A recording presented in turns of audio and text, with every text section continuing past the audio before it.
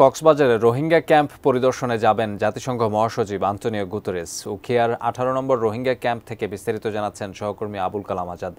আজাদ, ৪ দিনের সফরে জাতিসংঘের মহাসচিব এসেছেন। আজকের সফরে আর কি আয়োজন থাকছে?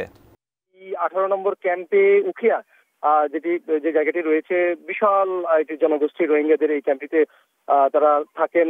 একেবারে নারী, শিশু, বৃদ্ধ থেকে শুরু করে তাদের নানা বয়সীরা এখানে বসবাস করেন।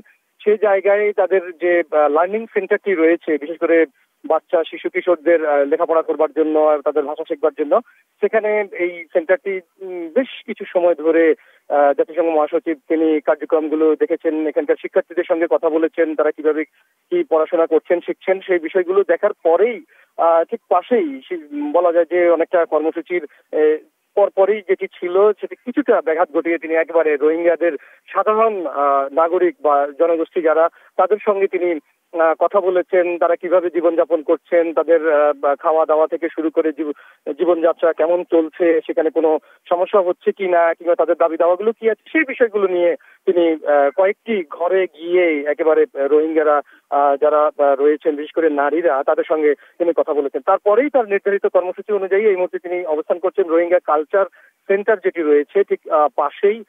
লার্নিং সেন্টারটির একটু পাহাড়ের উপরে, বলা যায় বেশ খানিকটা উপরে উঠে, সেই জায়গায় রোহিঙ্গাদের একেবারে জীবন আচরণ থেকে শুরু করে তাদের সংস্কৃতির নানা পার্ট একেবারে সেখানে চিত্রিত করে তুলে ধরা হয়েছে। সেই জায়গায় দেখা গেছে যে কিভাবে তারা মানে ধান শুকানোর পর সেখান থেকে কিভাবে যেটি সাহায্য নিয়ে চাল তারা তৈরি করেন, সেখানে তিনি নিজেই ঢেকি কিভাবে চালাতে হয়, রোহিঙ্গারা কিভাবে চালান, সেটি তিনি পর্যবেক্ষণ করেছেন।